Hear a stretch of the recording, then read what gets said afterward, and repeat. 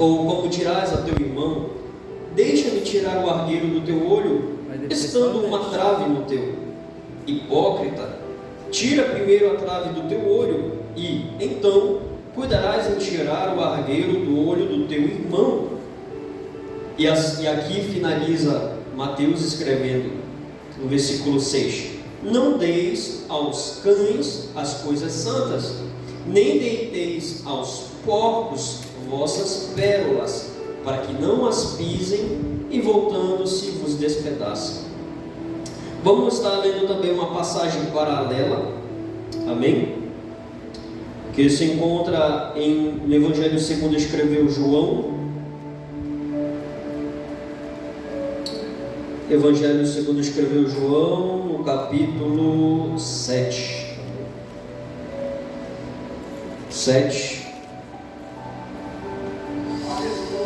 A partir do versículo, deixa eu ver, 24.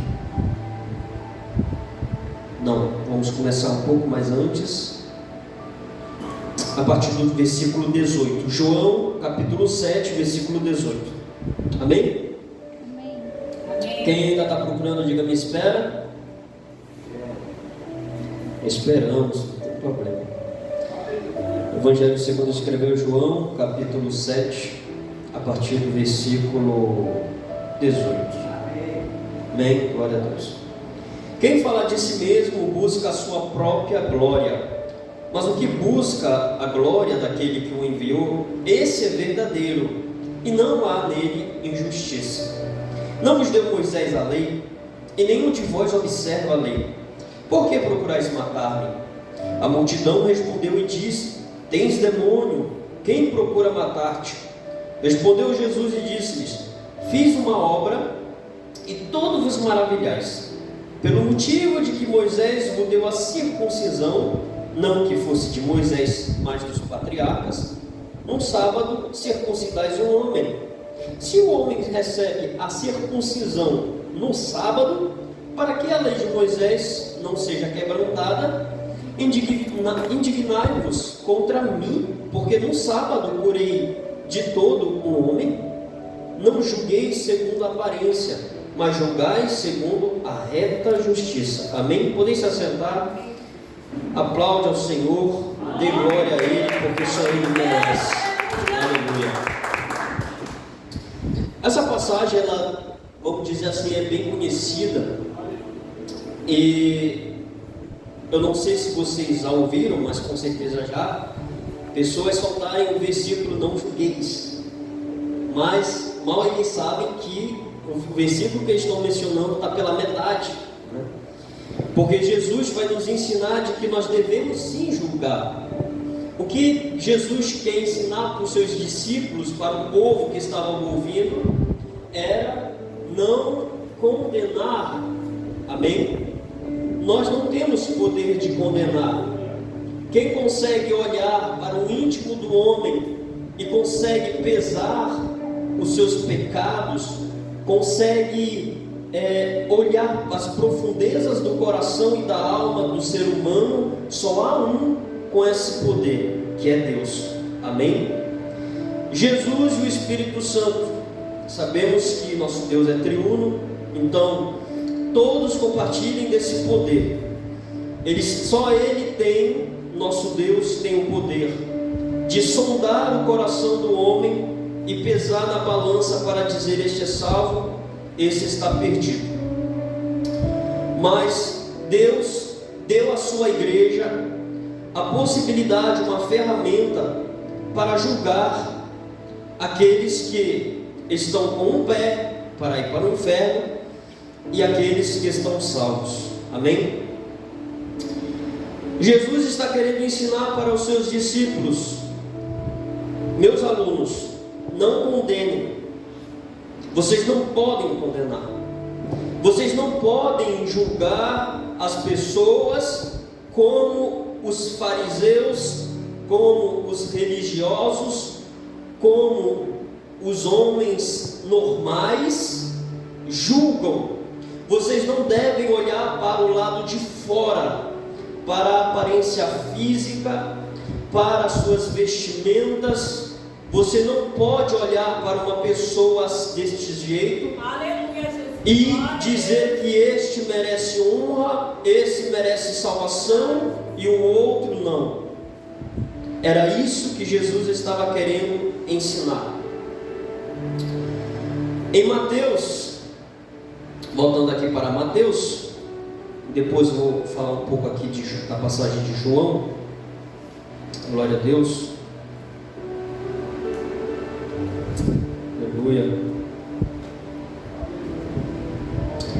Em Mateus, Jesus vai dizer: não julguem para não ser julgado. Até aí, se eu não quero ser julgado, eu não vou julgar. Amém. Mas Jesus continua ensinando. As pessoas, elas têm o costume de falar só esse primeiro versículo. O que Jesus continua dizendo? Você vê bem que tem uma vírgula. Então a frase continua: porque com o juízo com que julgardes, sereis julgados, e com a medida com que tiverdes medido, vos hão de medir a vós. Agora eu pergunto para a igreja: se a igreja deve viver em santificação, ela deveria temer o julgamento? Se um cristão verdadeiro, crente verdadeiro, segue fazendo a vontade de Deus, ele deveria ter medo de julgar? Ele deveria ter medo de olhar nos olhos do irmão da igreja, do próprio irmão da igreja, e dizer: você está fazendo algo errado? E esse irmão que está recebendo a repreensão, ele deveria olhar para o outro como inimigo? Crentes de verdade, que têm conhecimento, não agem assim. Se você diz a mim que eu estou errado em algo, o máximo não é devolver para você acusações, não é devolver para você julgamento ou condenação, apontar o erro para cobrir o meu. O máximo que eu posso fazer é ficar calado, engolir o meu orgulho e aceitar a correção. Mas claro que da mesma forma com que você me julgou, se você está errado em alguma coisa, eu também vou te julgar. E aí é você que, a sua vez de engolir o seu orgulho, receber a correção e melhorar naquilo que você está errado. É isso que Jesus quer ensinar para a sua igreja. É isso que Jesus quer ensinar para os seus discípulos. Amém? Glória a Deus. Então, agora eu pergunto para vocês: a igreja, ela segue a vontade de Deus? Normalmente ela deve seguir a vontade de Deus através das Escrituras, porque as Escrituras, a Bíblia, a Palavra de Deus, ela é a nossa bússola na nossa vida, para agradar a Deus, para viver em santidade, para ter um relacionamento verdadeiro com Deus, com o Espírito Santo, com Jesus. Aí eu pergunto: como a igreja mediria, julgaria?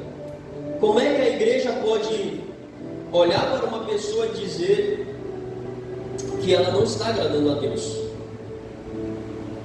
Normalmente, uma pessoa que conhece a palavra de Deus, segue a palavra de Deus para agradar a Deus e não aos homens, que vive sua vida em santidade, ela tem o discernimento para corrigir aquilo que está errado. E qual é esse discernimento?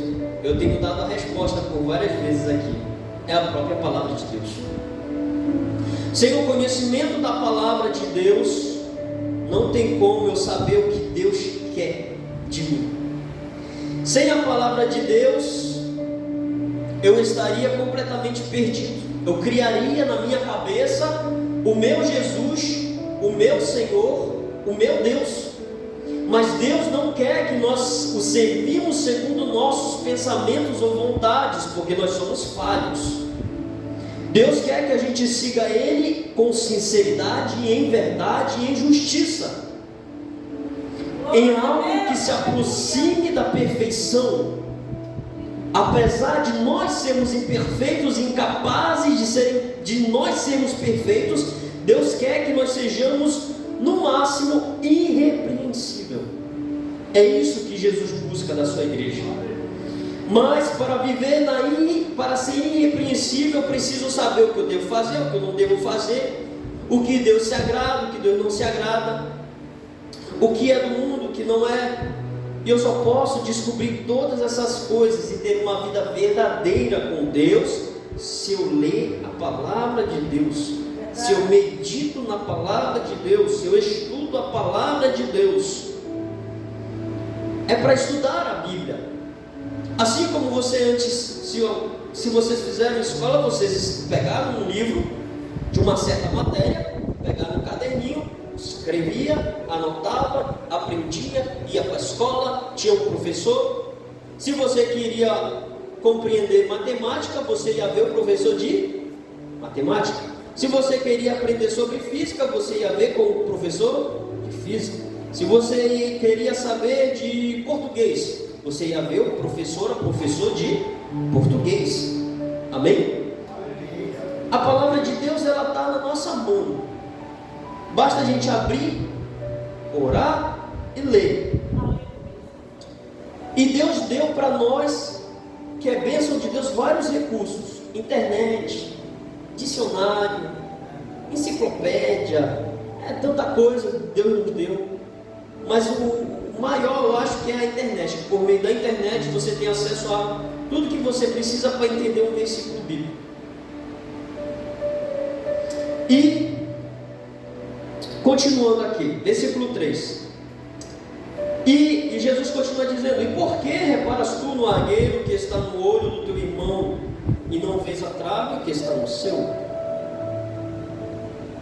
Ou, como dirás ao teu irmão: deixa eu tirar aqui o argueiro que está aqui no teu olho, estando uma trave no teu? Hipócrita, tira primeiro a trave do teu olho, e então cuidarás em tirar o argueiro do olho do teu irmão. Deus pede que primeiro a pessoa se aperfeiçoe, busque, se corrige, se aproxime o máximo daquilo. Se eu estou, por exemplo, em prostituição, não tem como eu corrigir alguém em prostituição. Se eu não estou liberto, se eu não encontrei uma solução para a minha libertação, como que eu vou tentar aconselhar, dar uma direção para uma pessoa que está no mesmo pecado que eu? Se eu estou num vício de pornografia, como eu vou poder cuidar de pessoas que sofrem do mesmo vício? Se eu estou entregue a uma condição de pecaminosidade, como eu vou poder ajudar com palavras de libertação uma pessoa que está sofrendo o mesmo mal que eu? Por isso que a palavra de Jesus vai dizer que um cego não pode guiar outro cego. Em primeiro você se limpe, em primeiro você se cure, em primeiro você se trate, e então você poderá ser usado como instrumento de Deus para a vida daquelas pessoas que estão necessitando da libertação que você já vivenciou. Amém? Glória a Deus. Então, o que a gente aprendeu até agora? Pela palavra de Deus, nós somos capazes de julgar corretamente, não segundo a aparência, mas segundo a vontade de Deus, segundo a palavra de Deus. E é aqui que eu vou entrar na passagem de João, capítulo 7, no versículo 24, Jesus vai dizer: não julgueis segundo a aparência, mas julgai segundo a reta justiça. Como eu falei ainda há pouco, se nós queremos aprender matemática, quando íamos à escola, buscávamos ajuda do professor de matemática. Se a gente quer aprender a matéria divina, que é a reta justiça, meu Deus, o que é reta justiça? Só pode ser a justiça de Deus, porque nós podemos ver claramente a justiça do homem falha. Então a reta justiça, uma justiça reta, realmente reta, sem curvas, sem defeito, só pode ser a justiça de Deus. E eu pergunto mais uma vez, igreja, como a gente pode aprender a reta justiça de Deus? como os discípulos de Jesus aprendiam a reta justiça de Deus? Com Jesus. Jesus era o professor deles. Jesus era o professor, e os discípulos, que depois se tornaram apóstolos, eram seus alunos. E pelo exemplo de Jesus, pelos passos de Jesus, pelos ensinamentos de Jesus, que nós podemos hoje ler testificado nos evangelhos, os discípulos aprendiam o que era a reta justiça de Deus, uma justiça que agrada ao Senhor, uma justiça que agrada a Jesus, uma justiça que agrada ao nosso Deus, dono da nossa vida, uma justiça que agrada o Criador dos céus e da terra, uma justiça que você faz, vive aqui na terra, cumpre aqui na terra e agrada o teu Deus que tu serve. Era com Jesus que os discípulos aprendiam a reta justiça. Mas a gente sabe que Jesus não está no meio de